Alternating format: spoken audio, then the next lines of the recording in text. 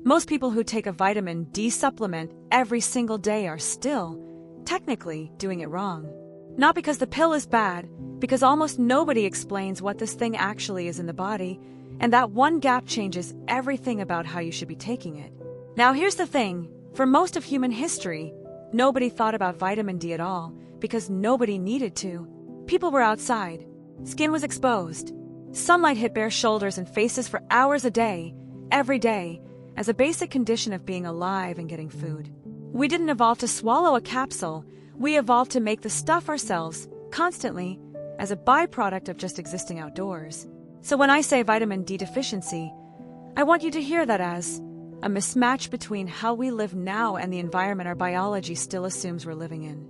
So today I want to walk you through, I think, 4 things that the supplement aisle and honestly a lot of online advice gets backwards.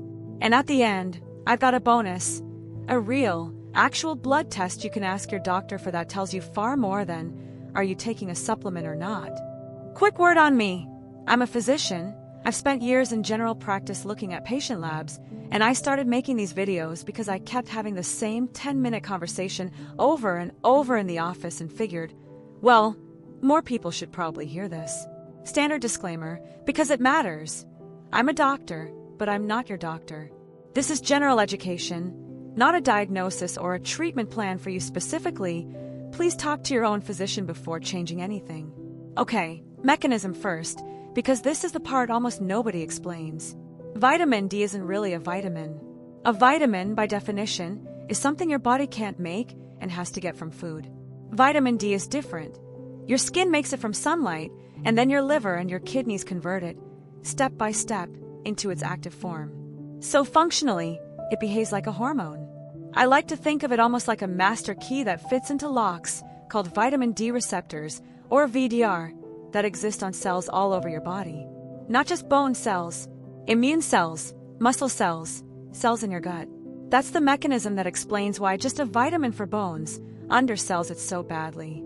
First point, it's a 2-step conversion, and both steps matter. Your skin makes an inactive form, then your liver turns it into what's called calcidiol, that's actually the form we measure in blood tests, and then your kidneys turn that into the active hormone calcitriol. Research has shown that people with liver or kidney issues often process vitamin D poorly no matter how much sun or supplement they get. And honestly, I see this play out with patients all the time. Someone's taking a supplement faithfully for months and just isn't feeling any different. And it turns out the conversion pathway is the bottleneck, not the intake. The takeaway, taking vitamin D isn't the same as your body actually using vitamin D. Second point, those VDR receptors I mentioned are sitting on immune cells, which is why vitamin D gets tied to immune functions so often. Studies suggest it plays a role in how immune cells communicate and respond to threats. Think of it less like a shield and more like a dial that helps immune activity run at the right intensity, not too weak, not too aggressive. You've probably noticed this yourself. Actually, that stretch of winter where everyone in the office seems to catch something, right around when sun exposure has been lowest for months. That's not a coincidence people made up. The takeaway, your immune system is one of the biggest reasons this bone vitamin reputation is outdated.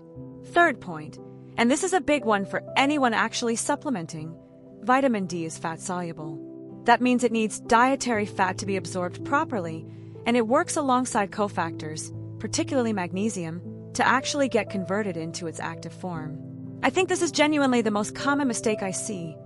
Someone takes their vitamin D pill on an empty stomach with black coffee, and well, a good chunk of that dose probably isn't being absorbed the way they think it is.